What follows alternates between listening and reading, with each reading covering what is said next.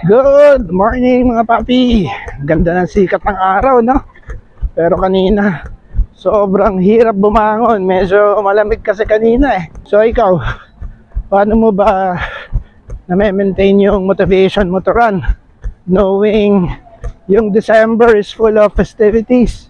Christmas party, end of year parties, reunion, at kung ano-ano pa.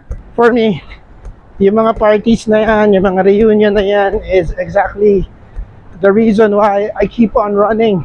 Because running gives me balance, tsaka it clears my head. Plus, it burns off the lechon and fruit salad guilt and reminds me that discipline does not take a holiday. Just like regular days for December, we don't aim for PRs.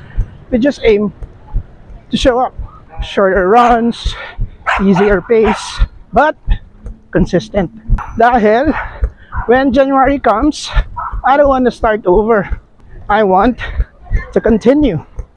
Kaya run first, celebrate after. And that's my December motivation, mga paps. Ikaw, ano bang motivation mo? Ayun lang. Happy Saturday.